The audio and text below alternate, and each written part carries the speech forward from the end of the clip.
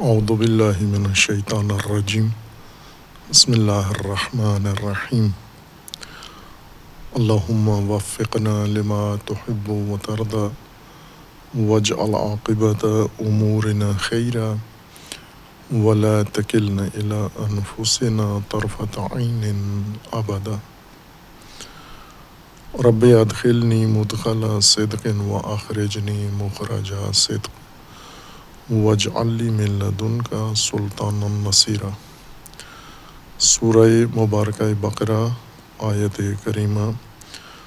وَإِذْ قَالَ رَبُّكَ لِلْمَلَائِكَةِ إِنِّي جَاعِلٌ فِي الْأَرْضِ خَلِيفَةً قَالُوا أَتَجْعَلُ فِيهَا مَن يُفْسِدُ فِيهَا وَيَسْفِكُ الدِّمَاءَ وَنَحْنُ نُسَبِّحُ بِحَمْدِكَ وَنُقَدِّسُ لَكَ قال انی اعلم ما لا تعلمون وعلم آدم الاسماء كلها ثم عرضهم على الملائكة فقال انبئوني باسماء هؤلاء ان كنتم صادقين قالوا سبحانك لا علم لنا الا ما علمتنا انك انت العلیم الحکیم۔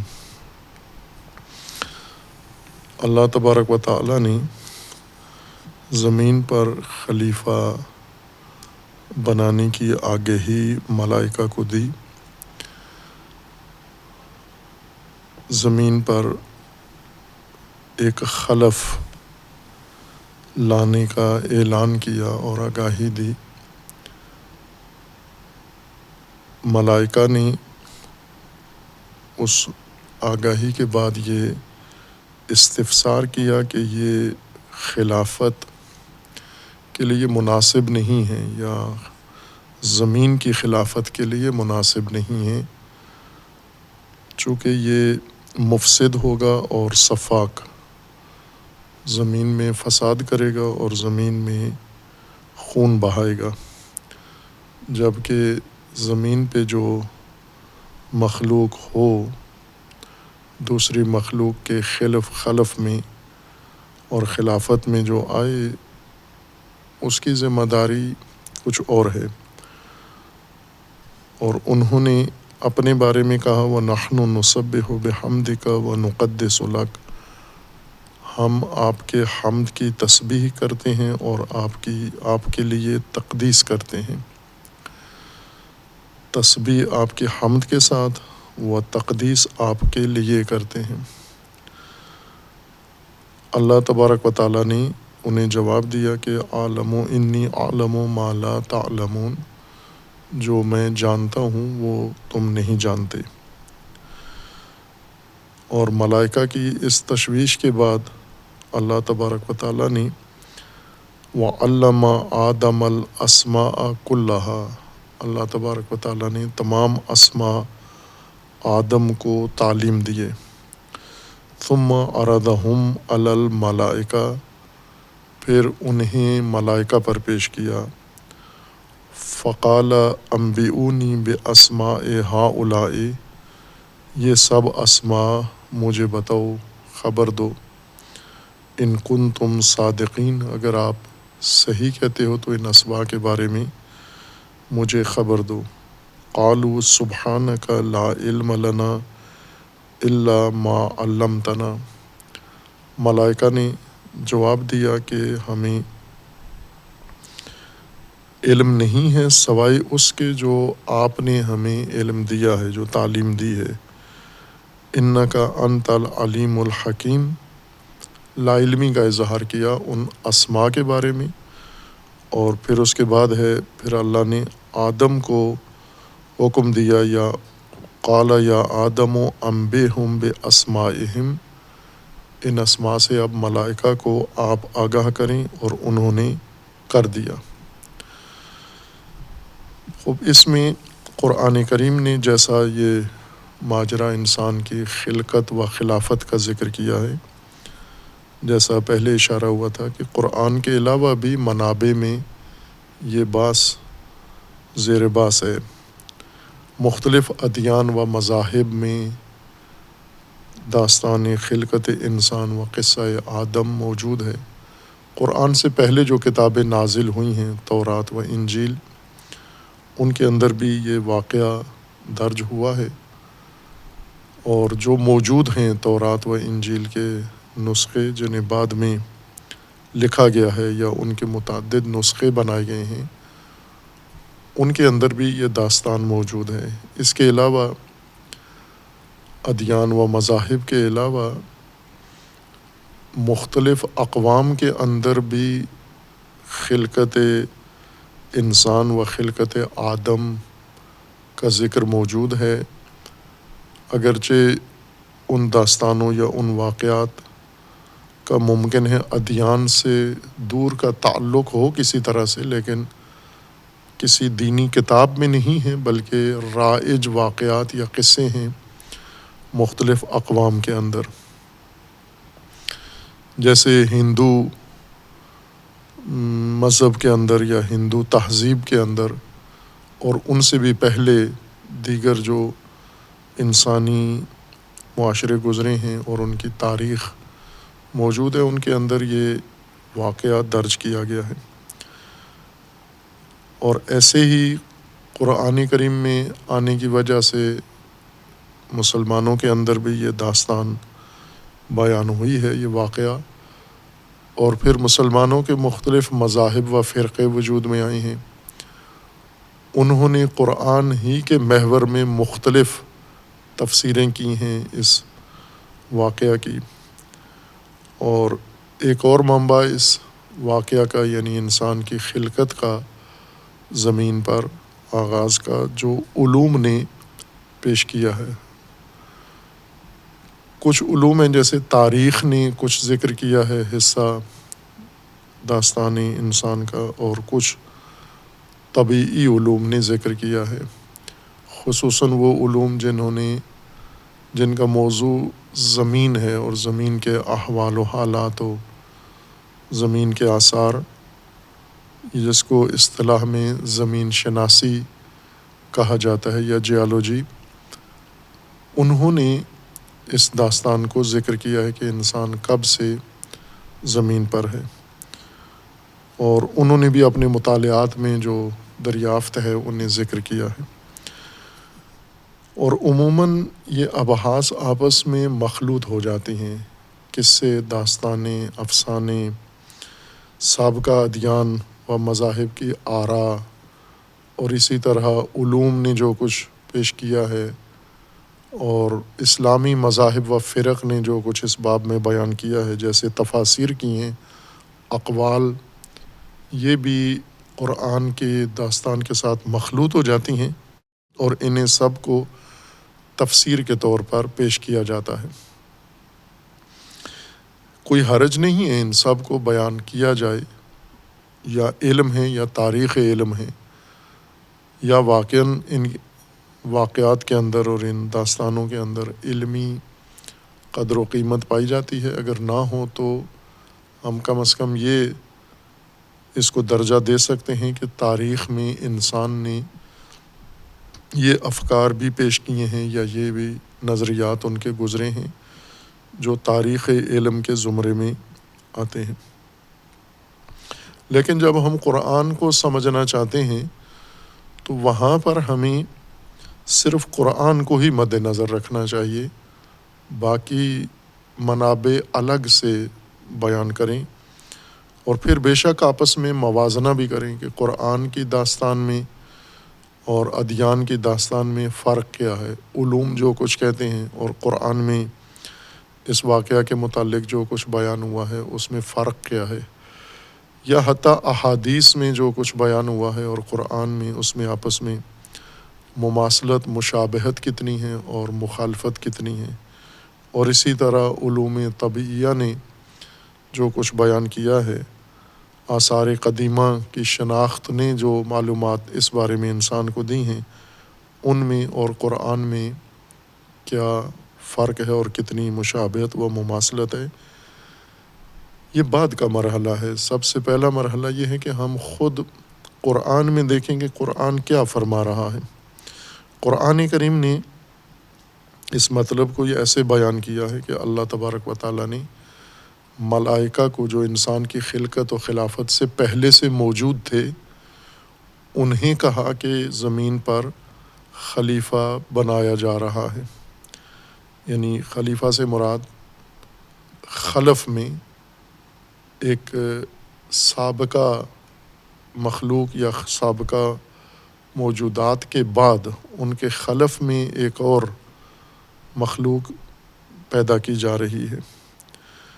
ملائکہ نے جواب دیا کہ یا اس پر استفسار کیا کہ یہ جو تفصیل خلیفہ کی جو مخلوق ایجاد کی جا رہی ہے، یعنی انسان جس مواد سے بنا ہے، یا وہ دلیل ہے یا سابقہ جن کے خلف میں یہ آ رہا ہے، یعنی انسان کے سلف جو پہلے گزر چکے ہیں، یہ خلف ہے ان کا۔ وہ سلف تو خون بہاتے تھے، فساد زمین میں کرتے تھے، تو اگر ایک فسادی مخلوق کو ہٹا کے دوسری فسادی مخلوق لائی جا رہی ہے تو فرق تو کچھ بھی نہیں پڑا، ایک فسادی کے بعد دوسرا فسادی زمین پہ لایا جا رہا ہے۔ جیسا کہ اس کی تائید ہوتی ہے بعض قرآن کریم کی آیات سے بھی کہ پہلے کوئی مخلوقات تھیں جن کے خلف میں انسان لایا جا رہا ہے، اور روایات میں بھی ان کی طرف اشارہ ہے کہ ایسی مخلوقات تھیں، یا جنات تھے یا نسناس تھے یا انسان ہی تھے پہلے، اور ان کی جگہ پر یہ نسل انسانی لائی جا رہی ہے۔ تو ملائکہ کو یہ علم تھا کہ یا وہ اسلاف بھی فسادی تھے، ان کی طرح یہ بھی ہوگا، یا انسان کی ترکیب، انسان کی خلقت کی ترکیب جو خود اللہ تبارک و تعالیٰ نے ملائکہ کو بتائی کہ میں انسان یا خلیفہ زمین میں بشر انسان پیدا کر رہا ہوں مٹی سے، اور مٹی کی مختلف کیفیتوں کا ذکر کیا ہے، ان سے انسان بنا رہا ہوں، اور انہیں مٹی سے بنی ہوئی مخلوق کی خصوصیات کا، ترکیب کا علم تھا کہ اس کے اندر کیا کیا صفات پیدا ہوں گی۔ اور انہوں نے یہ کہا کہ ہم آپ کی حمد کی تسبیح کرتے ہیں اللہ کی، اور تقدیس کرتے ہیں، اللہ کے لیے تقدیس کرتے ہیں، کہ جسے ایک معنی یہ کیا گیا ہے کہ ملائکہ نے اپنا استحقاق خلافت کا ثابت کیا ہے۔ تو عرض کیا تھا کہ خلافت کے دعوے دار ملائکہ نہیں تھے، چونکہ خلف ان پر صدق نہیں کرتا، یہ سلف تھے، یہ تو پہلے سے موجود تھے، اور انہیں بھی اللہ تبارک و تعالیٰ پر اعتراض نہیں ہے، نہ اللہ کے فیصلے پر، نہ ارادے پر، چونکہ اللہ کی معصیت نہیں کرتے، اللہ کا فرمان نہیں ٹھکراتے، خود قرآن کی گواہی کے مطابق۔ انہیں اس خلافت میں یہ سمجھ نہیں آ رہی تھی کہ جس زمین پر ہم مامور ہیں اس کی تدبیر کے لیے، اس کے امور کو انجام دینے کے لیے، یا جس زمین کی صباحت و تقدیس ہمارے سپرد ہے، ہم کر رہے ہیں، وہاں پر اس نے آ کے فساد مچانا ہے، اس نے آ کے صف کے دماغ کرنا ہے، پچھلوں کی طرح یا اپنی ترکیبی خسائل کی وجہ سے۔ لہٰذا ان دو کاموں میں تضاد ہے، جو ہم چاہیں گے زمین میں کرنا اور جو یہ چاہے گا زمین میں کرنا۔ ملائکہ کی ماموریت، ذمہ داری، اور انسان کی خسائل آپس میں ٹکرائیں گے۔ یہ اللہ تبارک و تعالیٰ نے ملائکہ کو یہ جواب دیا، انی اعلم ما لا تعلمون، جو میں جانتا ہوں وہ آپ نہیں جانتے۔ تکذیب نہیں کی، تردید نہیں کی ملائکہ کی بات کی، بلکہ یہ فرمایا جو میں جانتا ہوں وہ تم نہیں جانتے۔ اور پھر اس کے بعد وَعَلَّمَ، قرآن کریم نے اس میں اضافہ یہ کیا ہے کہ ملائکہ کے اس استفسار کے بعد وَعَلَّمَ آدَمَ الْأَسْمَاءَ كُلَّهَا، اللہ نے اب ترتیب قرآن میں اس طرح سے ذکری ترتیب تو ہے لفظی، لیکن یہ دلیل نہیں ہے کہ پہلے اللہ نے اعلان کیا پھر ملائکہ نے اعتراض کیا، یعنی زمان کے لحاظ سے یہ تقسیم بندی تھی، اور پھر اس کے بعد اللہ تبارک و تعالیٰ نے ملائکہ کو جواب دی اور پھر تعلیم دی آدم کو اسما کی، وعلم آدم الاسماء کلہا، تمام اسماء آدم کو تعلیم دیے۔ خوب یہاں پہلی دفعہ آدم کا نام آ رہا ہے۔ اس سے پہلی آیت میں صرف خلیفہ تھا، زمین میں مقرر کیا جا رہا ہے، لیکن اشارہ نہیں تھا کہ کون ہے وہ۔ اس آیت میں مشخص ہوتا ہے کہ وہ آدم ہیں، آدم کو خلیفہ بنایا جا رہا ہے۔ اور جیسا پہلی آیت میں اشارہ نہیں تھا اور اس آیت میں بھی نہیں ہے کہ کس کا خلیفہ بنایا جا رہا ہے، اس کا ذکر نہیں ہے کہ کس کے خلف میں لایا جا رہا ہے۔ وہ خود لفظ خلیفہ بتا رہا ہے کہ جو بھی تھا اس کا نام، چونکہ اس کی تشخیص اور اس کی پہچان، اس کی خصوصیات انسان کے لیے، مخاطبین قرآن کے لیے اہمیت نہیں رکھتی، چونکہ اصل جو اس داستان میں ہدایت کا پہلو ہے اس میں وہ دخیل نہیں ہے، ہرچند ان کی علمی قدر ہے ان معلومات کی۔ اگر ان کی وضاحت ہو جاتی تو تشویش برطرف ہو جاتی اور وضاحت ہو جاتی کہ فلاں مخلوق پہلے تھی، پھر اس کے بعد یہ مخلوق آئی ہے، لیکن اللہ نے اس مخلوق کا نام نہیں لیا، لیکن عنوان خلیفہ یہ بتا رہا ہے کہ بالآخر کوئی تھا جس کے خلف میں اسے لایا جا رہا ہے، اور وہ کون ہے؟ وہ آدم ہے۔ یہاں پر آدم نام لیا، لیکن قرآن کریم کی دیگر آیات میں آدم نہیں کہا، بلکہ انسان اور بشر کی اصطلاح استعمال کی گئی ہے۔ یعنی جب اللہ تبارک و تعالیٰ نے ملائکہ کو خلیفہ کہا کہ میں بنا رہا ہوں، دیگر آیات میں فرمایا کہ میں زمین پر بشر اور زمین پر انسان کو خلق کر رہا ہوں۔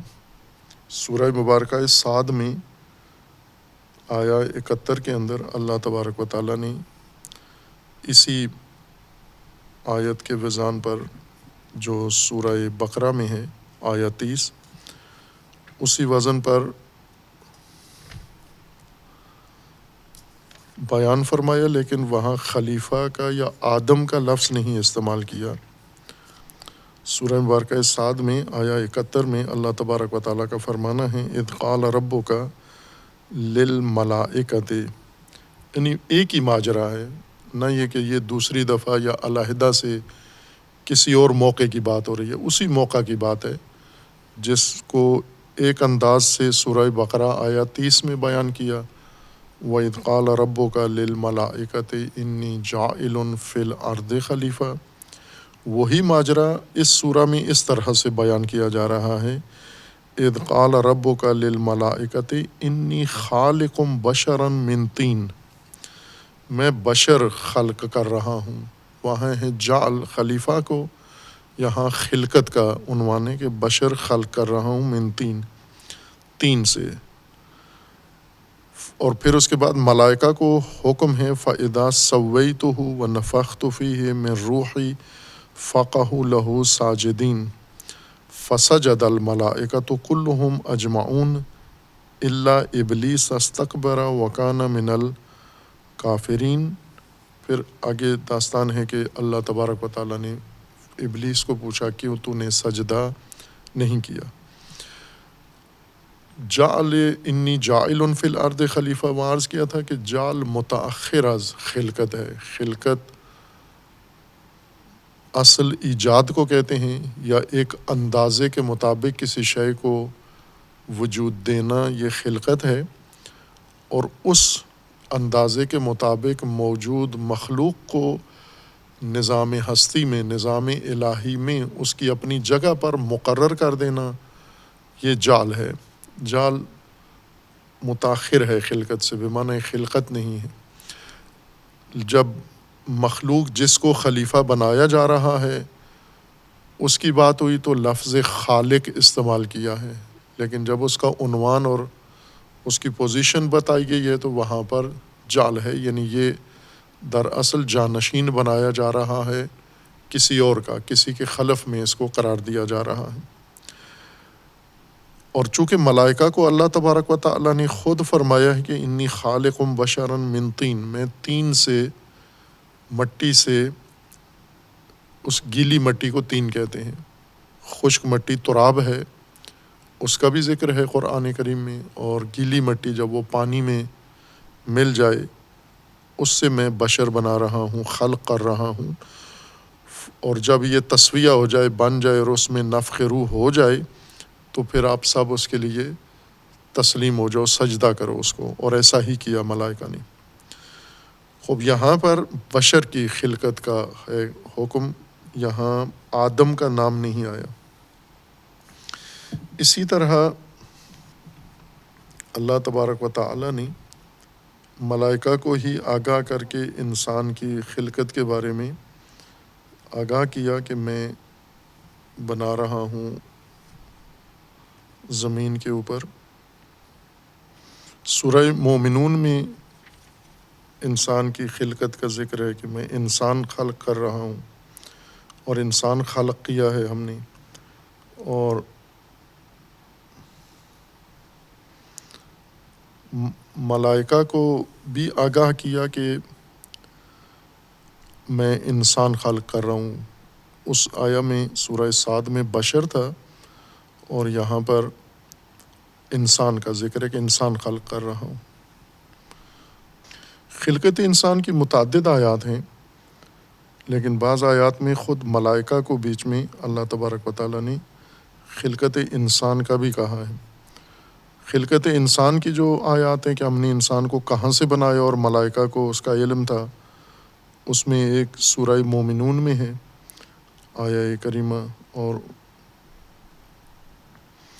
سورہ یاسین میں کہ انسان کو ہم نے کس نطفہ سے بنایا ہے اور کس مادے سے بنایا ہے، اور پھر اس مادے کے اوپر کیا کیا حالات گزرے ہیں۔ سورہ رحمان میں اللہ تبارک و تعالیٰ نے انسان کی خلقت کا ذکر فرمایا ہے۔ سورہ ہجر آیہ 26 میں اللہ تبارک و تعالیٰ نے پھر انسان کی خلقت اور ملائکہ کو آگاہی کا ذکر فرمایا ہے۔ آیہ 26 سے شروع ہوتا ہے یہ سیاق، وَلَقَدْ خَلَقْنَا الْإِنسَانَ مِنْ صَلْصَالٍ مِنْ حَمَائٍ مَسْنُونٍ، کہ یہاں مواد بھی بتایا ہے کس سے خلق کر رہے ہیں، خلیفہ نہیں کہا، بشر بھی نہیں کہا، بلکہ انسان کہا ہے۔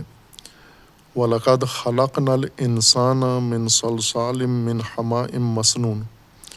اب یہ اس مادے کی آگے کیفیتیں ہیں مٹی کی، کہ مٹی جب طین بنتی ہے پھر اس کے بعد تر ہو کے پھر تھوڑی سخت ہوتی ہے، لیکن بالکل خشک نہیں ہوتی بلکہ نمدار ہوتی ہے لیکن سخت ہو جاتی ہے، جسے صلصال کہتے ہیں، اور حماء مسنون اس بدبودار کیفیت میں، یعنی زیادہ عرصہ گیلی رہنے سے اس کے اندر یہ کیفیت پیدا ہوتی ہے۔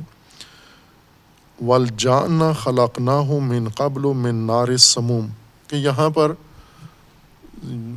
در حقیقت سلف کا بھی ذکر آ گیا ہے ضمنی طور پر۔ خلف کا ذکر سورہ بقرہ میں ہے، انی جاعل فی الارض خلیفہ، خلف بنا رہے ہیں ہم، اور یہاں سورہ ہجر کی آیہ 27 میں ہے کہ انسان کی خلقت سے پہلے وَالْجَانَ خَلَقْنَاهُ مِنْ قَبْلُ مِنْ نَارِ السَّمُومِ، ہم نے اس کو نار سے، نار کے نطفے سے یا نار کے اس مادے سے پہلے سے ہم نے جن کو پیدا کیا ہے۔ پس پہلے جنات موجود تھے بطور سلف، اور ملائکہ ان سے بھی پہلے موجود تھے۔ یہ دو مخلوقات ہیں جو انسان کی خلقت سے پہلے قرآن نے ذکر کی ہیں کہ یہ موجود تھیں۔ وَإِذْ قَالَ رَبُّكَ لِلْمَلَائِكَةِ إِنِّي خَالِقٌ بَشَرًا مِنْ صَلْصَالٍ مِنْ حَمَائٍ مَسْنُونٍ، آیہ 28 میں سورہ ہجر میں پھر ملائکہ کو خطاب ہے کہ میں بشر خلق کر رہا ہوں، من صلصال من حماء مسنون، آیہ 26 میں انسان اور آیہ 28 میں پھر بشر کہا ہے۔ فَإِذَا سَوَّيْتُهُ وَنَفَخْتُ فِيهِ مِنْ رُوحِي فَقَعُوا لَهُ ساجدین، ملائکہ کو حکم دیا کہ جب یہ بن جائے اور متساوی ہو جائے، مستوی ہو جائے اور اس میں روح آ جائے تو آپ نے سجدہ کرنا ہے۔ فَسَجَدَ الْمَلَائِكَةُ كُلُّهُمْ أَجْمَعُونَ الا ابلیس ابا ان یکون مع الساجدین۔ بس قرآن کریم میں آدم بھی کہا گیا ہے اس خلیفہ کو، اور یہی ماجرا جب دوسری آیات میں ذکر ہوا ہے تو اس کو انسان کہا گیا ہے، اور یہی ماجرا جب تیسری آیت میں ذکر ہوا ہے تو اس کو بشر کہا گیا ہے۔ یعنی 3 اصطلاحیں اللہ تبارک و تعالیٰ نے اس کے لیے استعمال کی ہیں: آدم، بشر اور انسان۔ بشر اور انسان کے بارے میں یہ ابہام نہیں پایا جاتا، سب کے ذہنوں میں یہ بات موجود ہے کہ بشر بھی ایک خاص کسی فرد کا، شخص کا نام نہیں ہے، کسی ایک فرد کا، بلکہ نوع انسانی کے لیے، تمام انسانوں کے لیے لفظ انسان استعمال ہوتا ہے، پوری نوع کے لیے، عورتیں ہوں، مرد ہوں، پہلے گزشتہ عرصے میں پیدا ہوئے ہوں، ابھی پیدا ہوئے ہوں یا بعد میں پیدا ہوں، وہ سب انسان کہلاتے ہیں۔ اور بشر بھی اسی طرح کسی خاص فرد اور شخص کو نہیں کہتے، بلکہ بشر بھی عام ہے، نام نوع کے لیے ہے، سب کے لیے استعمال ہوتا ہے۔ بشر سے مراد یعنی وہی سارے افراد جو انسان کہلاتے ہیں، عورتیں، مرد۔ لیکن آدم کے بارے میں ایسے نہیں ہے۔ آدم کے بارے میں جو رائج مطلب ذہنوں کے اندر موجود ہے، تفاسیر و تقاریر میں جو کچھ ذکر کیا گیا ہے، وہ یہ ہے کہ آدم ایک فرد کا نام ہے، پہلے بشر کا نام، پہلے انسان کا نام، یا جس کو ابو البشر کہا جاتا ہے روایات میں اور اقوال میں، اس پہلے فرد کا نام جسے اللہ تبارک و تعالیٰ نے بنایا ہے، اس کا نام آدم ہے۔ خوب، اس بنیاد پر اگر ہم سورہ صاد اور سورہ ہجر کی آیات میں نگاہ کریں کہ اللہ تبارک و تعالیٰ نے بالکل ہو بہو یہی ماجرا، یہی داستان ہے، کوئی الگ موقع نہیں ہے، اور وہاں بھی انہی الفاظ کے ساتھ ہے، اذ یعنی نبی اکرم صلی اللہ علیہ وآلہ وسلم کو خطاب ہے کہ اے نبی، آپ یاد کریں، آپ حاضر کریں اپنے ذہن میں وہ ماجرا، وہ موقع، وہ منظر جہاں پر ہم انسان خلق کر رہے تھے اور ملائکہ کو کہا، جب ہم بشر بنا رہے تھے، خلق کر رہے تھے اور ملائکہ کو کہا اور بتایا، اور یہاں پر ہے کہ اے نبی یاد کریں جب ہم نے ملائکہ کو کہا کہ ہم خلیفہ بنا رہے ہیں۔ اگر یہ ذیل میں وَعَلَّمَ آدَمَ الْأَسْمَاءَ كُلَّهَا نہ آتا تو یہاں بھی وہی مضمون تھا، یعنی بشر کی خلقت ہو رہی ہے، انسان کی خلقت کی بات ہو رہی ہے، اور جب بشر و انسان کی خلقت کی بات ہو تو یعنی سب انسانوں کی بات ہو رہی ہے، نہ کہ ایک فرد کی خلقت کی بات۔ لیکن علّمَ آدم الاسماء كلها، چونکہ عام تقاریر اور تفاسیر میں آدم کو اصطلاح ادب کے مطابق علم، اس میں علم قرار دیا جاتا ہے، علم شخصی، یعنی ایک فرد کا نام ہے آدم۔ آدم نام کا ایک ہی فرد اس نوع میں آئے ہیں، اور وہ پہلا انسان جو اللہ نے بنایا ہے اس کا نام آدم ہے، اور نام بھی اللہ نے رکھا ہے اس کا آدم، انہوں نے خود نہیں رکھا۔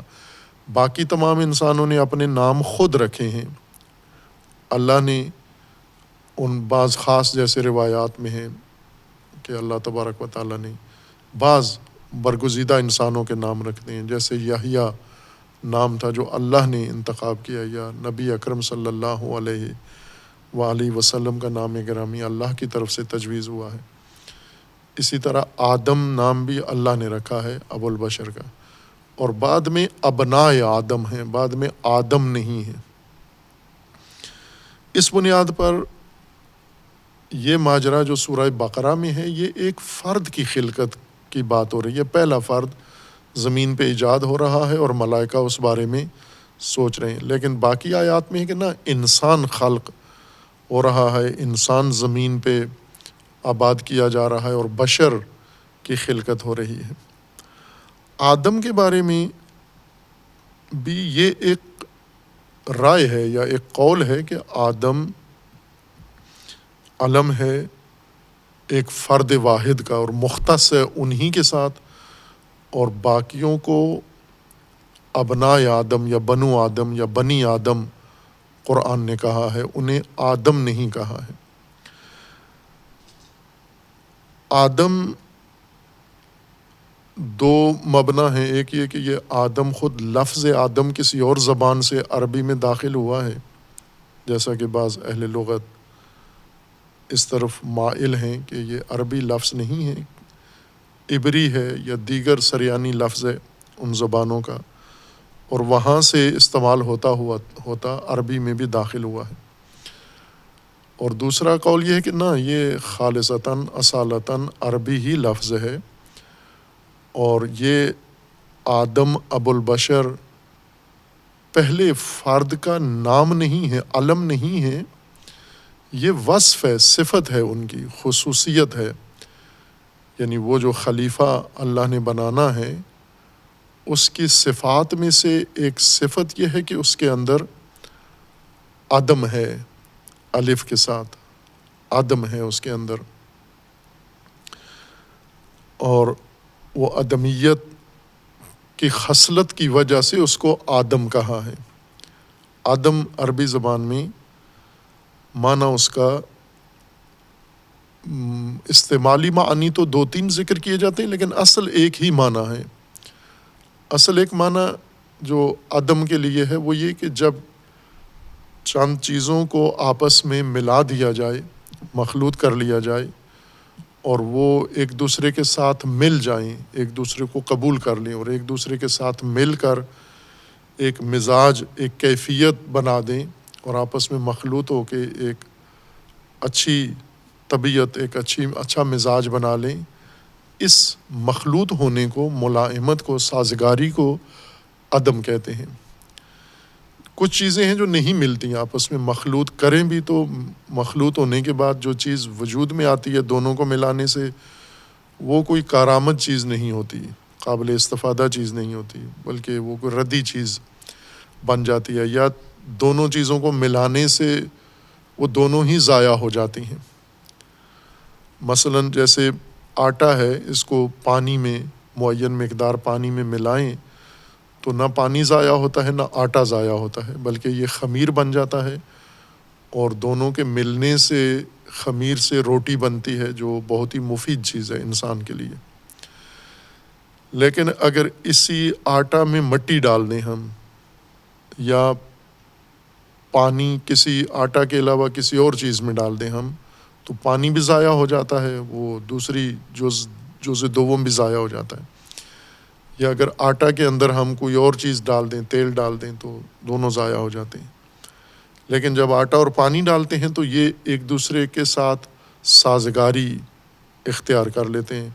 آٹا پانی کے ساتھ مل جاتا ہے، پانی آٹا کے ساتھ مل جاتا ہے، اور دونوں مل کر ایک اچھی کیفیت پیدا کر دیتے ہیں۔ اس عمل کا نام عدم ہے، عرب اس کو کہتے ہیں، یہ عدمیت ہے، یہ عدم ہے۔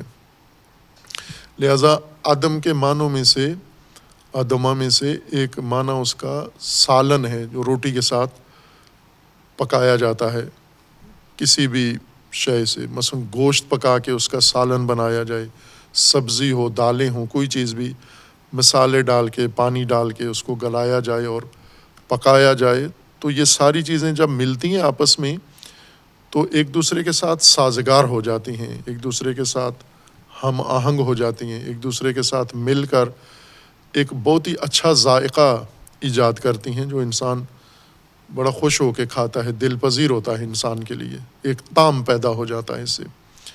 اس کو عدم کہتے ہیں۔ اسی طرح گندم کو بھی عرب عدیم کہتے ہیں یا عدم کہتے ہیں۔ اس کی وجہ بھی یہ ہے کہ گندم بھی یا تو مخلوط ہونے کی وجہ سے بنتی ہے، گندم زمین سے اگتی ہے اور بہت ساری چیزیں مل کر گندم اگاتی ہیں، یا یہ کہ یہ گندم کے اندر خصوصیت یہ ہے کہ یہ بہت ساری چیزوں کے ساتھ سازگار ہو جاتی ہے۔ گندم کا جب دانہ ہو تو یہ دانہ بھی خوراکوں میں، بہت ساری چیزوں میں مخلوط ہو جاتا ہے اور اچھا طعم بنتا ہے، اور جب آٹا ہو، آٹا بن کر بھی یہ بہت ساری چیزوں کے ساتھ گندم مخلوط ہو جاتی ہے، اور سب سے اس کی بڑی خصوصیت یہ ہے کہ جب سالن بنایا جائے کھانے کے لیے اور روٹی کو سالن میں ڈبو کے جب کھاتے ہیں تو یہ بہت اچھی ترکیب بنتی ہے۔ تمام دنیا کے انسانوں کو سب سے زیادہ جو چیز پسند ہے وہ یہ ہے، روٹی دوسرے مرکبات کے ساتھ، دوسرے محلول کے ساتھ جب ملاتے ہیں تو روٹی اس طعم کو قبول کر لیتی ہے، آٹا اس طعم کو قبول کر لیتا ہے اور اس کے ساتھ سازگار ہو جاتا ہے۔ اس وجہ سے گندم کو بھی ادم کہتے ہیں۔ اور اسی سے متصل گندم کے رنگ کو بھی ادم کہتے ہیں۔ ادم یعنی جس کا رنگ گندمی ہو، گندم جیسا ہو۔ گندم ایک ایسا رنگ ہے جس میں سیاہی بھی نہیں ہے اور سرخی بھی محض نہیں ہے، خالص نہیں ہے کوئی رنگ اس میں۔ گندمی رنگ کئی رنگوں کی ملاوٹ ہے، کئی رنگ اس کے اندر شامل ہیں۔ چونکہ مخلوط ہو کے یہ رنگ بنتا ہے اس لیے یہ گندمی رنگ کہلاتا ہے۔ اور ابھی جو انسانی نسلیں زمین پر ہیں، آبادی، یہ 3 رنگوں میں یا 4 رنگوں میں انسان بٹے ہوئے ہیں رنگوں کے لحاظ سے۔ سفید فام یعنی سفید جلد والے لوگ، سیاہ پوست سیاہ جلد والے لوگ جیسے افریقہ میں ہیں یا دیگر خطوں میں ہیں، اور اسی طرح سرخ پوست جو امریکہ میں آباد ہیں، اور ایشیا کے لوگوں کو کہا جاتا ہے زرد پوست یا گندم گون، گندمی رنگ ہے ان کا۔ یہ گندمی رنگ گندم ہی کی طرح ہے، جس طرح گندم کا ایک ملائم رنگ ہوتا ہے، یہ گندمی رنگ ہے۔ جیسے پاکستانی ہندوستانی ہیں تو یہ گندمی رنگ کے لوگ ہیں۔ یہ گندم کو ادم کہتے ہیں اور گندمی رنگ کو بھی ادیم کہتے ہیں، جس کے یا آٹے کو بھی یا گندم کو بھی کہتے ہیں۔ اور اللہ تبارک و تعالیٰ نے انسان کے لیے بھی یہی لفظ قرآن کریم میں استعمال کیا ہے، آدم کا، اور یہ خصوصیت ہے، صفت ہے، یا اس وجہ سے کہ چونکہ ترکیب ہے، جس طرح قرآن نے کھولا ہے خلقت آدم کو، مواد کو، کہ ہم نے اسے مٹی سے بنایا ہے، مٹی کو پانی میں بھگویا ہے، پھر اس مٹی کو چھوڑ دیا ہے، پھر اس مٹی نے کچھ عرصہ رہنے کے بعد سختی اختیار کی ہے، اس میں بدبو پیدا ہوئی ہے، پھر اس میں آواز پیدا ہوئی ہے، اور پھر اس طرح کرتے کرتے یہ نطفہ میں بدلی ہے، اور نطفہ سے پھر آگے علقہ و مضغہ و دیگر مراحل اس مٹی نے طے کیے ہیں۔ تو یہ ساری ترکیب، اور ترکیب بھی ایسی جس کے اندر یہ ملائمت و سازگاری رہی ہے، اس وجہ سے یہ جو مخلوق پیدا ہوئی ہے، برخلاف جن کے کہ اس میں یہ مختلف عناصر شامل نہیں ہیں، صرف ایک عنصر ہے آگ۔ انسان کی ترکیب میں مختلف عناصر شامل ہوئے ہیں۔ اب عناصر قدیم سائنسدانوں کی اصطلاح میں مٹی اور پانی یہ 2 مستقل عنصر ہیں۔ آج کے موجودہ سائنسدانوں کی اصطلاح میں یہ عنصر نہیں ہے، یہ مرکبات ہیں۔ عناصر میں باقی چیزیں ہیں، جیسے آکسیجن ہے، جیسے ہائیڈروجن ہے، جیسے باقی جو ذرات ہیں وہ عنصر رکھتے ہیں، جو مٹی کی بھی ترکیب جن سے بنتی ہے، یا پانی کی ترکیب جن سے بنتی ہے، وہ عناصر ہیں۔ انسان مختلف عناصر سے بنا ہے، لیکن جن ایسا نہیں ہے، مختلف عناصر سے بنا ہوا نہیں ہے۔ اس لیے مختلف عناصر نے جو ترکیب پائی ہے تو اس کے اندر یہ عدمیت پیدا ہوئی ہے یا عدیمیت پیدا ہوئی ہے، سازگاری پیدا ہوئی ہے۔ اس وجہ سے اس مخلوق کا نام آدم رکھا گیا ہے کہ یہ آدم ہے، یعنی مٹی اور مختلف عناصر سے مل کر بنا ہوا یہ ہے۔ یا پھر جیسا بعض علماء نے ذکر کیا ہے کہ مٹی سے چونکہ بنا ہے تو رنگت مٹی والی ہی تھی انسان کی، یعنی انسان کے جو رنگت ہے، مثلا سیاہ رنگت، یہ مٹی کی رنگت نہیں ہے، مٹی سیاہ نہیں ہوتی۔ سفید رنگت بھی اصل رنگت نہیں ہے انسان کی، اصل رنگت مٹی کی وہی ہے جو گندم گون لوگوں کی، یعنی یہ ایشیائی لوگوں کی جو یہ جو رنگت ہے، گندم گون ہونا، سانولا ہونا، یہ مٹی کی اصل رنگت ہے۔ باقی رنگ جو پیدا ہوئے انسان کے اندر وہ مٹی کی رنگت نہیں ہے، وہ باقی عناصر، باقی عوامل نے مل کر کہیں نور کی کثرت ہوئی ہے، کہیں نور کی قلت ہوئی ہے، کہیں مثلا گرمی زیادہ ہوئی ہے، کہیں گرمی کم ہوئی ہے، تو ان چیزوں نے اس رنگت کو تبدیل کر دیا ہے، ورنہ بنیادی رنگت وہ مٹی کی رنگت ہے۔ لہٰذا آدم مٹی کی رنگت والے کو بھی کہتے ہیں، چونکہ گندم اور مٹی کی رنگت ایک جیسی ہے، خشک مٹی بھی اسی رنگ کی ہے اور گندم بھی اسی رنگ کی ہوتی ہے، اور انسان جب اس مٹی سے بنا ہے تو اس کی رنگت بھی ایسی تھی، اس وجہ سے مٹی کے رنگ کی طرح یا مٹی کے مٹیالے رنگ کی وجہ سے اس کو آدم کہا گیا ہے۔ خوب، یہ تو وجہ تسمیہ تھا کہ علم ہے یا نہیں، اس کے بارے میں رائج ذہنوں میں یہی ہے کہ یہ تو اس میں علم شخصی ہے، فقط ایک فرد آدم ہے، باقی دوسرا کسی اور کا نام نہیں رکھا گیا آدم۔ قرآن کریم نے اس فرد اول کو آدم کہا ہے، یعنی آدم ایک فرد کا بھی نام ہے۔ قرآن نے بعض آیات قرآن میں یہ صراحت ہے کہ ایک فرد واحد آدم ہے، لیکن آیا وہ علم ہے، مختص ہے ان کے ساتھ، دوسرے کو آدم کہا جائے تو غلط ہوگا یا مجاز ہوگا؟ خوب، یہ قرآن نے اس کی نہ نفی کیا نہ اس بات کیا ہے، لیکن ایک کو آدم کہا ہے۔ لیکن قرآن کی کئی آیات میں آدم، جہاں پر خلقت میں خصوصاً جب خلقت کا ذکر ہو رہا ہے، باقی آیات جیسے سورہ ہجر اور سورہ صاد کی آیات ہیں اور دیگر بہت ساری آیات جن میں اللہ تبارک و تعالیٰ نے فرد کی خلقت کو ذکر نہیں کیا، نوع کی خلقت کو بیان کیا، جیسے خلقت انسان ہے، خلقت بشر ہے، نہ فرد، انسان خلق ہو رہا ہے اور بشر خلق ہو رہا ہے، اور سورہ بقرہ میں ہے کہ آدم خلق ہوا ہے۔ اس لغوی تحلیل کے مطابق کہ اگر آدم صفت ہو نہ نام ہو و علم ہو، تو اس صورت میں یہ آیت بھی وہی معنی پیش کر رہی ہے کہ یہ انسان کی خلقت کا ذکر ہے اور انسان ہی کا ایک نام آدم ہے۔ آدم انسان کو، یعنی بشر، ایک پہلو سے اسی مخلوق کا نام بشر ہے، اسی مخلوق کا دوسرا نام انسان ہے قرآن میں، اور اسی مخلوق کا تیسرا نام آدم ہے۔ آدم یعنی تمام انسان، تمام بشر جو آج بھی پیدا ہوتے ہیں، یہ بھی آدم ہیں۔ خوب، اس صورت میں یہ آیت اسی آیت کے ہم معنی ہو جائے گی۔ اب یہ بات ہم کریں گے ابتدائی قرآن کی ان آیات کی ترتیب کو بیان کر کے کہ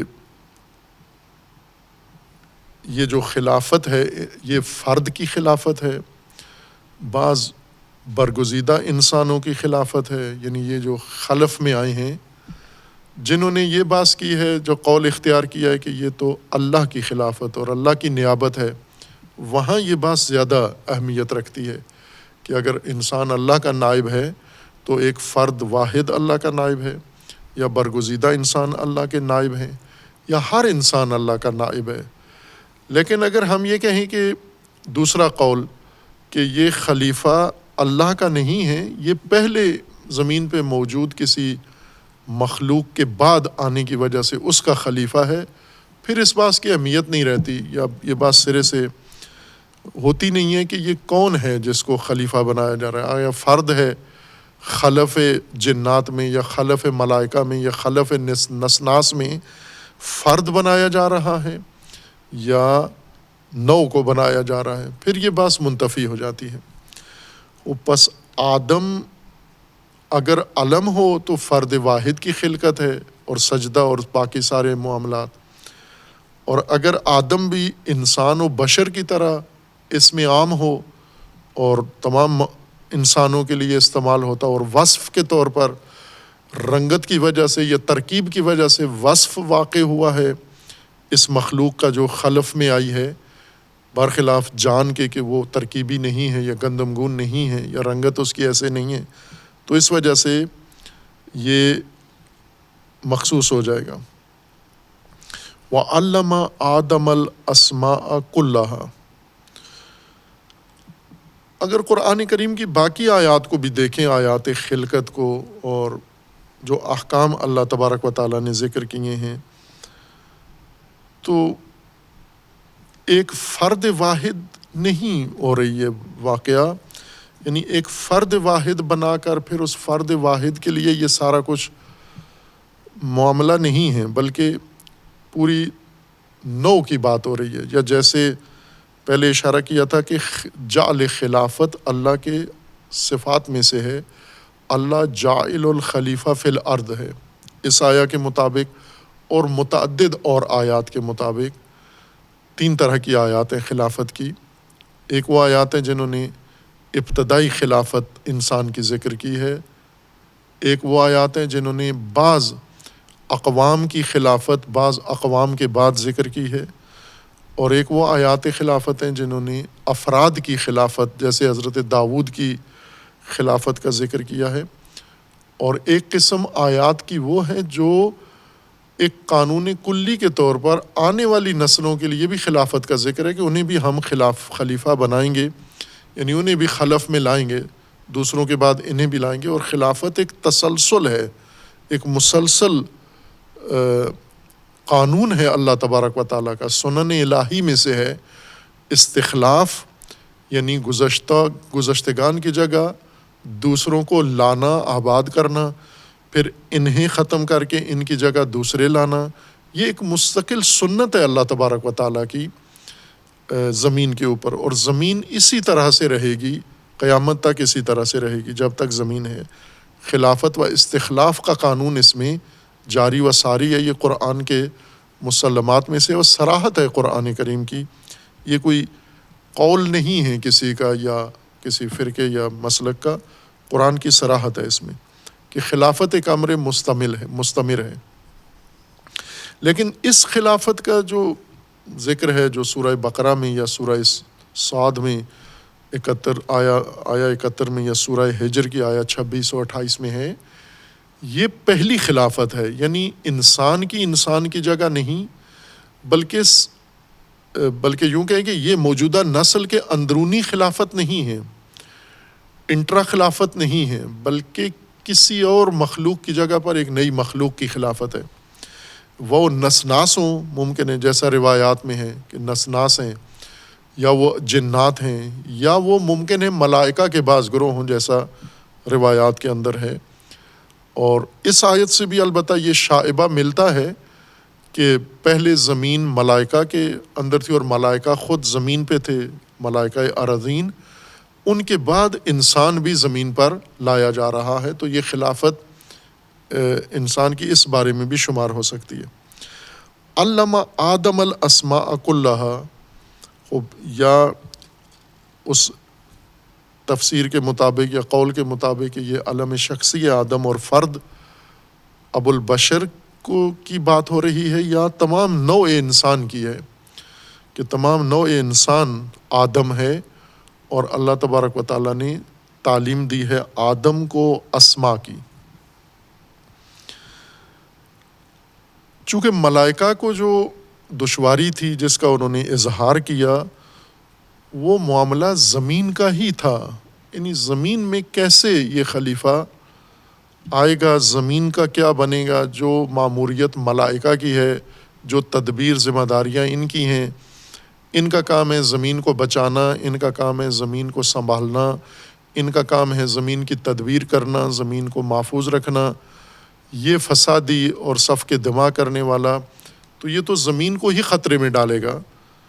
اس لیے اللہ تبارک و تعالیٰ نے انہیں کہا کہ انی اعلم ما لا تعلمون، جو میں جانتا ہوں وہ تم نہیں جانتے، اور جو تمہیں کھٹکا ہے کہ یہ فساد کرے گا وہ صف کے دماغ کرے گا، ایک اور پہلو ہے اس کا جس سے یہ سدھر سکتا ہے، یا جس سے یہ آپ کے خدشات کے مطابق نہیں ہوگا، زمین برباد نہیں کرے گا، اور وہ یہ ہے کہ یہ تعلیم پذیر ہے، اس کو تعلیم دی جا سکتی ہے۔ اس کی بڑی خصوصیت خلیفہ کی یہ ہے، اس کو سکھایا جا سکتا ہے، جو کچھ یہ نہیں جانتا یہ اسے پڑھایا جا سکتا ہے، یہ اسے بتایا جا سکتا ہے، اور یہی سب سے بڑی خوبی ہے اس کی کہ اس کو بتایا جا سکتا ہے، اس کو پڑھایا جا سکتا ہے، برخلاف ان موجودات کے جو جیسے ہیں ویسے ہی رہیں گے، انہیں مزید کچھ بھی نہیں سکھایا جا سکتا، کچھ بھی نہیں پڑھایا جا سکتا۔ صرف انسان ہے جس کے متعلق اللہ تبارک و تعالیٰ نے اس کی داستان خلقت میں خلقت کے ہمراہ تعلیم بھی ذکر کر دی ہے. یعنی اس کی خلافت اس کی تعلیم کے اوپر منحصر ہے. یہ تعلیم اس کی دراصل بنیاد ہے، نہ ترکیب اس کی. مٹی سے بننا نہیں بلکہ تعلیم. مٹی سے بن کر اس کے اندر جب اللہ نے جو خصوصیات رکھ دی ہیں، خصوصاً نفخ روح، اس کے نتیجے میں جو اس میں خصوصیت آئی ہے اس کے مطابق یہ تعلیم پذیر ہے، اس کو تعلیم دی جا سکتی ہے. وَعَلَّمَ آدَمَ الْأَسْمَاءَ كُلَّهَا، اللہ تبارک و تعالیٰ نے آدم کو تمام اسماء تعلیم دیے. اسماء اسم کی جمع ہے، اور اسم جس طرح ترجمہ کیا جاتا ہے، اور ٹھیک ہے یہ ترجمہ، نام جسے ہم کہتے ہیں نام. البتہ خود اسم کے بارے میں ہم بسم اللہ کی تفسیر میں یہ تفصیلی بحث کر رہے ہیں کہ اسم کا لغوی مادہ بنیاد کیا ہے.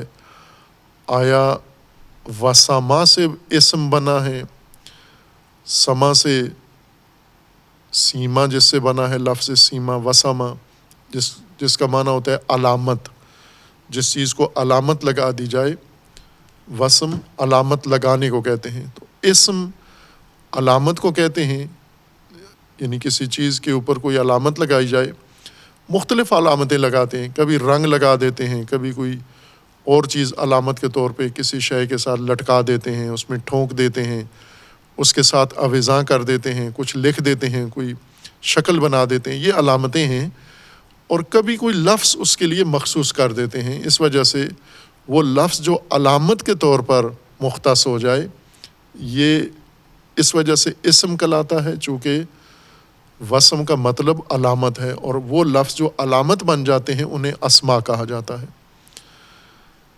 دوسرا لغوی قول یہ ہے کہ یہ وسما سے نہیں، سماوا سے، سمو سے نکلا ہے اسم.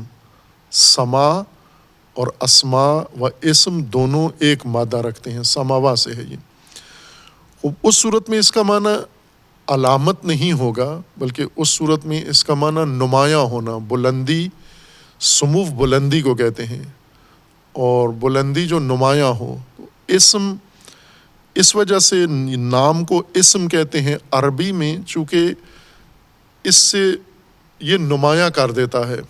یعنی جس اسم نمایاں ترین پہلو کسی شے کا اس کا نام ہوتا ہے، یا کسی شے کو نمایاں کرنے کے لیے اس کا نام رکھ دیا جاتا ہے. جیسے بچہ جو ہی پیدا ہوتا ہے تو اب یہ کیسے پہچانا جائے، بچوں کی طرح، شکل کی طرح، جسم دوسروں کی طرح، باقی ساری چیزیں. اب اس بچے کو دوسرے بچوں سے کیسے نمایاں کریں ہم، تاکہ یہ اس پوری بھیڑ میں پہچانا جائے کہ یہ مراد ہے ہماری.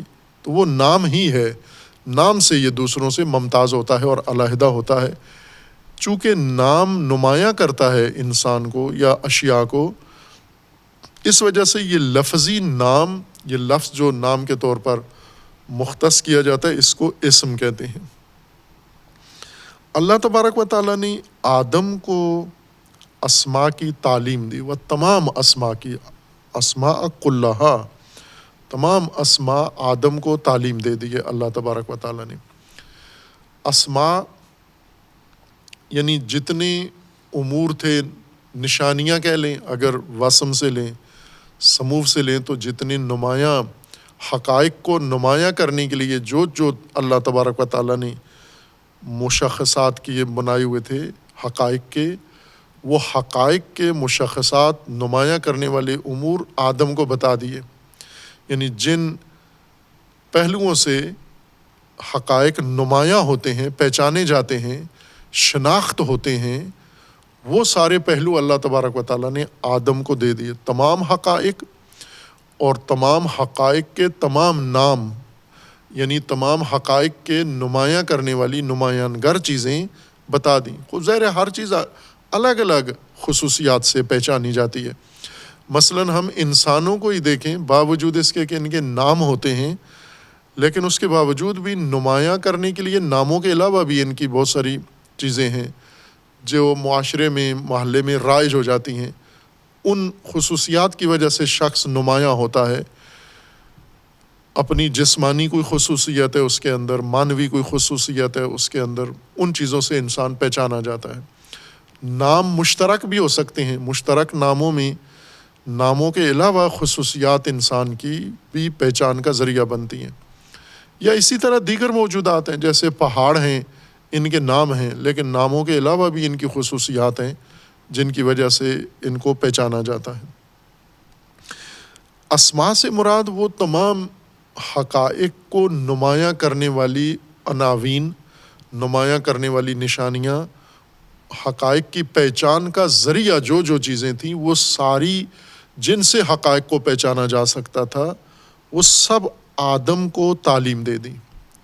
کون سے حقائق؟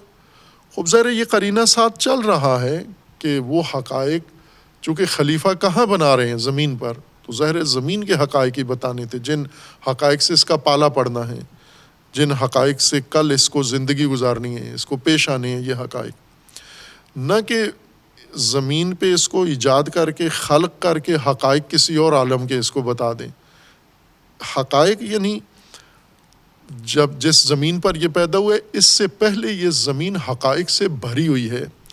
زمین ہے، زمین کے اوپر بہت کچھ ہے، زمین کے اندر بہت کچھ ہے، زمین کے اندر جاندار ہیں، زمین کے اندر بے جان چیزیں ہیں، زمین کے اندر موسم ہیں، زمین کے اندر درخت ہیں، اشجار ہیں، چرندے ہیں، پرندے ہیں، زمین کے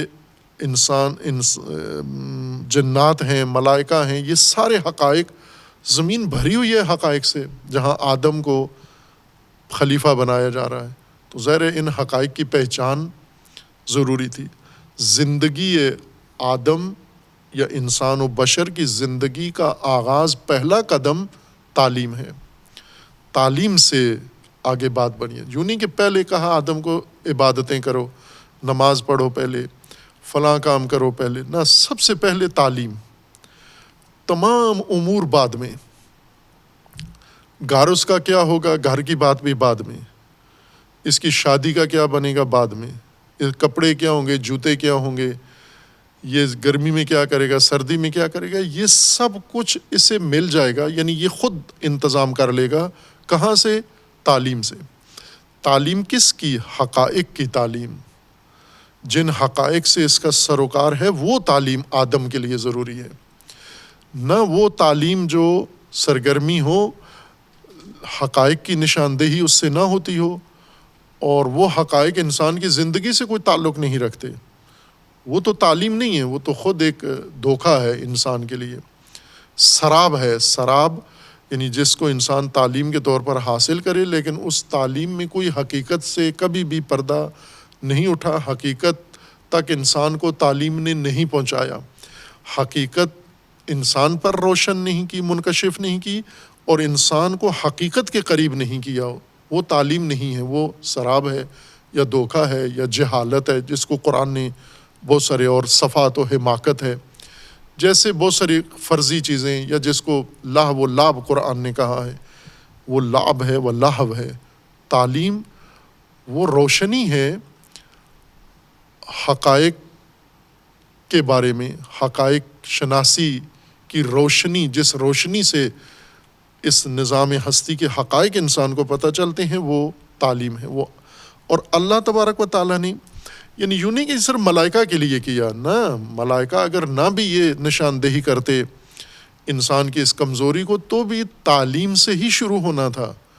چونکہ اللہ کا فرمان ہے کہ انی جاعل فی الارض خلیفہ، زمین میں خلیفہ بنا رہا ہوں. خوب ظاہر زمین میں خلیفہ بنا رہے ہیں تو اس خلیفہ نے جو اب زمین پہ زندگی گزارنی ہے تو اس کو کوئی شناخت ہوگی تو زندگی گزارے گا. یہ تو ابھی پیدا ہوا ہے، ابھی تو آپ اس کو زمین پہ ایجاد کر رہے ہیں. یہ نہ زمین جانتا ہے، نہ زمین کے خصوصیات جانتا ہے، نہ زمین کے اندر موجود مشکلات جانتا ہے، نہ زمین کی اس کو پہچان ہے، کچھ بھی نہیں ہے، بالکل خالی ہے. جس طرح بنی آدم کے بارے میں اللہ تبارک و تعالیٰ نے فرمایا ہے کہ اللہ تمہیں ارحام مادر سے، سے نکالتا ہے، پیدا کرتا ہے. لا تعلمون شیئا، اب آدم ابھی یہی ہے، آدم وجود میں آ گیا، لا یعلم شیئا، کچھ بھی نہیں جانتا.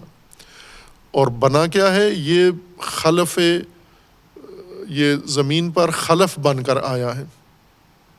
خلف صاحب جب آئے ہیں اس کو پتہ ہی نہیں ہے کہ میں کہاں آیا ہوں، زمین کس کو کہتے ہیں، زمین کے نشیب و فراز کیا ہیں، زمین کے حقائق کیا ہیں، زمین پہ ماجرا کیا ہے، زمین کی سختیاں کیا ہیں، زمین کی سہولتیں کیا ہیں، زمین کے اندر خصوصیات کیا ہیں، زمین کے اندر میری ضروریات کیا ہیں، زمین کے اندر میرے لیے مضر چیزیں کیا ہیں، نقصان دہ چیزیں کیا ہیں، مفید چیزیں کیا ہیں۔ بالکل لا علم کو خلف بنا کے وہ تو ایک دن بھی زمین پہ نہیں گزار سکتا۔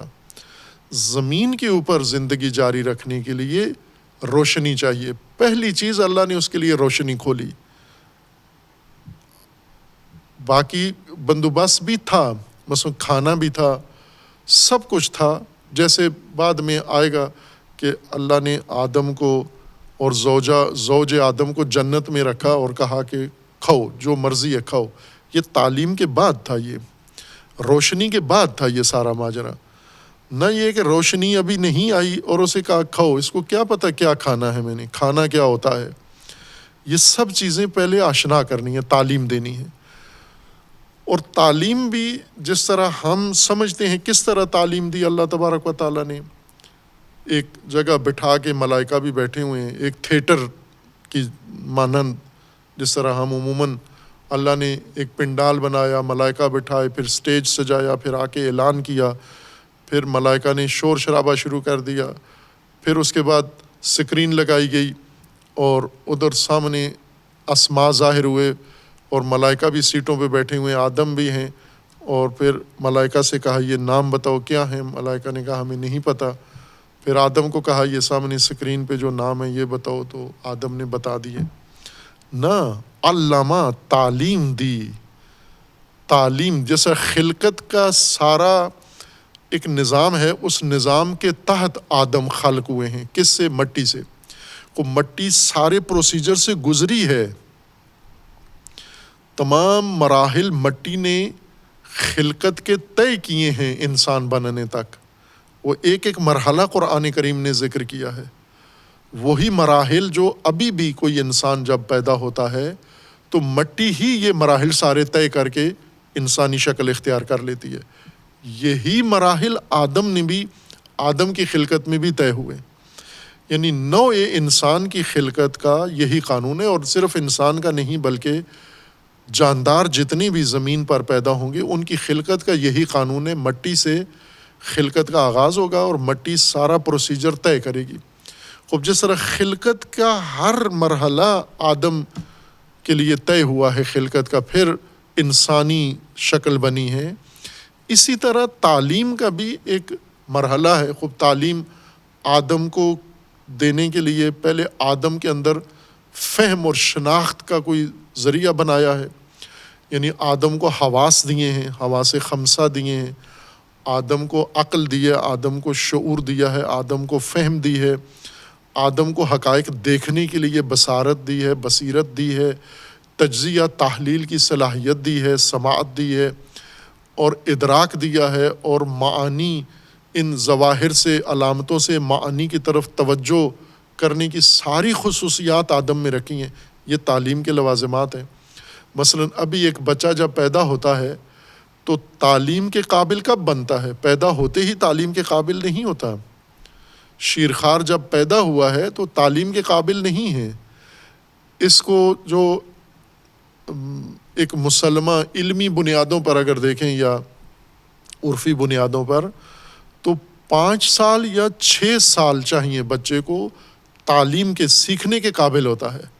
6 سال سے پہلے سیکھنے کے قابل نہیں ہوتا، دیکھتا ہے اور تقلیدی کام کرتا ہے، بہت کچھ بچہ کرتا ہے، لیکن تعلیم نہیں پا سکتا۔ کم از کم 6 سال چاہیے بچے کو تعلیم۔ وہ بھی کون سی تعلیم؟ ابتدائی تعلیم، الف با پڑھنے کے لیے، رنگوں کی پہچان کے لیے، شکلوں کی پہچان کے لیے، پھر ساتھ ساتھ آہستہ آہستہ آگے بڑھتا ہے اور ایک عمر میں جا کر مکمل حقائق کی تعلیم کے قابل ہو جاتا ہے۔ خب انسان کو اللہ تبارک و تعالیٰ نے تعلیم دی، تو تعلیم کا جتنا نظام ہے، جتنے تقاضے ہیں، جتنی اس کی لوازمات ہیں، وہ سارے فراہم کیے۔ نہ یہ کہ آدم بیٹھے پنڈال میں تھیٹر میں اور فرشتے بیٹھے اور سامنے سکرین آن ہوئی، اس کے اندر نام ظاہر ہوئے اور پھر ان سے پوچھا بتاؤ یہ کیا نام ہے، کچھ نے بتا دیے کچھ نے نہ، تعلیم دی، علامہ آدم الاسماء کلہا، اور تعلیم بھی مکمل تعلیم دی، جامع تعلیم، تمام اسماء کی تعلیم دی۔ خوب ظاہر ہے کہ یہ ادھوری تعلیم نہیں تھی، بالکل پرائمری تعلیم نہیں تھی، یہ تو عالی تعلیمات عالیہ دی، تمام حقائق، تمام اسماء یعنی وہ نشانیاں، وہ علامتیں، وہ کوڈ، وہ رمز جن سے حقائق پہچانے جاتے ہیں، وہ سب نمایاں کرنے، حقائق کو نمایاں کرنے والی ہر چیز آدم کو بتا دی۔ ظاہر ہے حقائق تو دور ہیں، حقائق تو آدم، حقائق اپنی اپنی جگہ پر ہیں، کچھ حقائق ہیں سمندر میں ہیں، کچھ حقائق ہیں پہاڑوں میں ہیں، کچھ حقائق ہیں ندیوں میں ہیں، کچھ حقائق ہیں نالوں میں ہیں، کچھ حقائق معدنیات ہیں زمین کے نیچے ہیں، جیسے قطبی علاقے کے حقائق ہیں، برفیں ہیں وہاں پر، سمندر ہیں وہاں پر، وہ سارے حقائق آدم تو ابھی نہیں وہاں گئے، نہ وہ حقائق اٹھ کے آدم کے پاس آئے، اسماء کے ذریعے۔ جیسے آج ہم ایک کلاس روم میں بیٹھ کر پورے کائنات کی تعلیم لیتے ہیں تو اسماء کے ذریعے لیتے ہیں نا۔ اسماء سے مراد یعنی وہ خصوصیات، وہ اوصاف، وہ خصائل، وہ الفاظ، وہ عبارتیں جو ہمیں حقائق تک پہنچاتی ہیں۔ آدم علیہ السلام کو وہ تمام خصوصیات بتا دی گئیں جو آدم کو حقائق کے لیے آمادہ کر رہی تھیں۔ ثم عرضہم علی الملائکہ، آدم کو تمام اسماء کی تعلیم دی اپنے پورے لوازمات کے ساتھ۔ ایک معمول ہے اور ایک معجزاتی عمل ہے۔ معمول جیسے خلقت کا معمول یہ ہے کہ مٹی تراب بنے، تراب سے پھر تین بنے، تین سے آگے مراحل طے کرے، سلسال بنے، حمائے مسنون بنے، اور یہ سارے مراحل طے کر کے پھر نطفہ بنے، پھر قرار مکین میں جائے، وہاں سے مضغہ بنے اور علقہ بنے، اور طفل بننے تک مٹی کو ممکن ہے 100 سال لگ جائیں۔ یہ 100 سال کا معمول کا فرضی طور پر میں کہہ رہا ہوں، ممکن ہے 100 سال میں یہ کام ہو کہ 100 سال میں ایک مٹی یہ مراحل خلقت طے کر کے انسان بنے۔ اسی طرح معمول کے مطابق اتنا ورثہ لگتا ہے، لیکن حضرت مسیح یا حضرت آدم، ان کی خلقت کو معمول کا وقت نہیں لگا، معمول کے خلاف بنے ہیں، نہ قانون کے خلاف۔ قانون خلقت دونوں میں وہی تھا، یعنی مٹی سے دونوں بنے ہیں، لیکن معمول کے سے ہٹ کر بنے ہیں، چونکہ معمول میں بڑا لمبا عرصہ لگتا ہے، معجزاتی طور پر وہ زمانہ سمٹ گیا سارا۔ اسی طرح تعلیم کا ایک معمول ہے کہ معمول کے مطابق بچہ پیدا ہو 6 سال کے اندر تعلیم کے قابل ہوتا ہے، پھر 18-20 سال تک بھرپور تعلیم کے قابل ہوتا ہے، اعلیٰ اور گہری تعلیم کے قابل بعد میں ہوتا ہے، بچپن میں نہیں ہوتا، اور شاید 20 سال بھی نہ ہو، 20 سال کے بعد بھی، جیسا روایات میں ہے کہ 40 سال میں تو انسان میں عقل پیدا ہوتی ہے۔ 40 سال سے پہلے جو ہے موجود ہے یہ عقل نہیں کہلاتی، یہ تخیلات ہیں، شہوات ہیں، جذبات ہیں، احساسات ہیں۔ انسان سمجھتا اپنے آپ کو بہت کچھ ہے لیکن ابھی عقل نہیں ہے۔ عقل 40 سال میں شروع ہوتی ہے بننا، اور 60 سال میں ختم ہونا شروع ہو جاتی ہے، 60 سال کے بعد پھر کمزور ہونا شروع ہو جاتی ہے۔ یہ روایت کا مضمون ہے، قرآن میں نہیں ہے۔ تو ظاہر ہے کہ تعلیم، حقائق آموزی کب شروع ہوتی ہے؟ جب 40 سال کا انسان پہنچتا ہے۔ لہٰذا یہ جو روایات میں ہے کہ انبیاء کرام علیہ السلام 40 سال کے بعد اس نبوت کے مقام پر پہنچتے تھے۔ اب وہ حضرت مسیح کی جو پیدائش بھی ہے وہ معجزاتی ہے، وہ نہیں مثال بنانی چاہیے ہر جگہ پر۔ وہ 40 سال ضروری ہیں اس عمر کے لیے، آگے بڑھنے کے لیے، تاکہ انسان کے اندر کی صلاحیتیں پوری بھرپور توانا ہو جائیں اور تعلیم دی جا سکے، خصوصاً وحی کی تعلیم اگر ہے تو۔ خب یہ تعلیم بھی معمول کے مطابق ہے اور ایک خلاف معمول ہے۔ ممکن ہے خلاف معمول تعلیم کو اتنا عرصہ نہ لگے، لیکن قانون وہی ہوگا تعلیم کا۔ معمول اور قانون میں ہمیں فرق کرنا ہوگا۔ وَعَلَّمَ آدَمَ الْأَسْمَاءَ كُلَّهَا، یہ ساری تعلیم آدم کو دے دی گئی۔ ثم، اب ملائکہ کی طرف پھر خطاب ہوا، عرضہم، یہ اسماء پیش کیے گئے ملائکہ پر، اور کہا کہ آپ بتائیے ابھی یہ حقائق کیا ہیں۔ خوب ظاہر ہے انہوں نے لا علمی ظاہر کر دی کہ ہمیں نہیں معلوم۔ یہاں سے ملائکہ کی ساری تشویش ختم ہو گئی.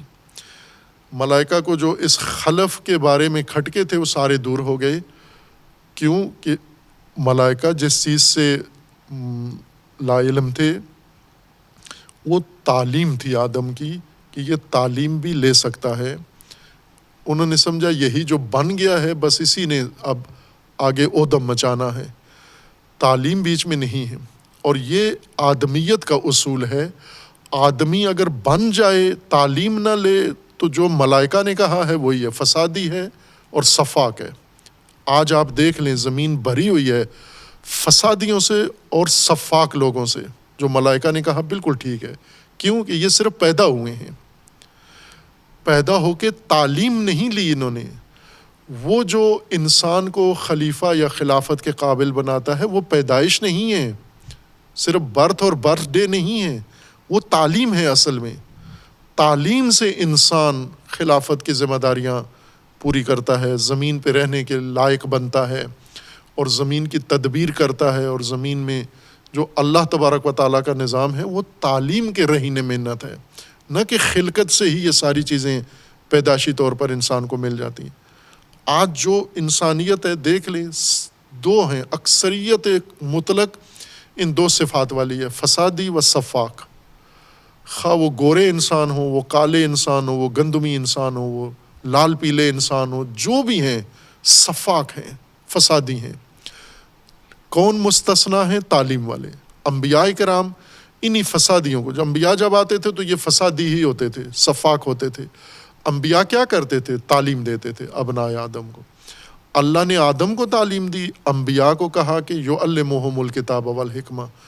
تو انسانیت تعلیم سے قائم ہوتی ہے. انسانی وہ جو نظام ہے وہ تعلیم کے اندر اللہ تبارک و تعالیٰ نے قرار دیا ہے، اور یہ انسان کی خلقت و خلافت کی بنیاد قرار دیا ہے تعلیم کو، کہ مسائل سارے تعلیم سے. اگر تعلیم آ جائے تو ملائکہ بھی انسان کے سامنے خاضع و تسلیم ہیں. اگر تعلیم نہ ہو تو ملائکہ پناہ مانگتے ہیں اللہ سے، اس فسادی سے زمین کون بچائے گا، اس فسادی سے ہمیں کون بچائے گا، اس فسادی سے تیرا نظام کون بچائے گا. ان کے اندر شدید تشویش ہے. یہ قرآن کا ایک سیدھا سا روان مضمون ہے. اگر ہم الگ الگ رکھ کے بحث کریں، قرآن کی بحث کو الگ رکھیں، روایات کی بحث الگ رکھیں، علوم ادیان مذاہب الگ الگ بحث کریں تو کہیں الجھتی نہیں ہے بحث. الجھتی وہاں ہے کہ جب ایک دوسرے کے ساتھ مخلوط کر دیں کہ فلاں تو یہ کہہ رہا ہے، فلاں تو یہ کہہ رہا ہے. وہ کہنے دیں، اس کو حق بنتا ہے کہے وہ، لیکن اپنی جگہ پہ کہے. قرآن کی آ کر اس میں اضافہ نہ کریں ہم، یا قرآن میں آ کر کسی چیز کو مخلوط نہ کریں. جو قرآن کہہ رہا ہے پہلے سمجھ لیں قرآن کہہ رہا ہے، پھر دیکھیں تورات میں کیا ہے، پھر دیکھیں علوم میں کیا ہے. باقی بات وصلی اللہ علی محمد.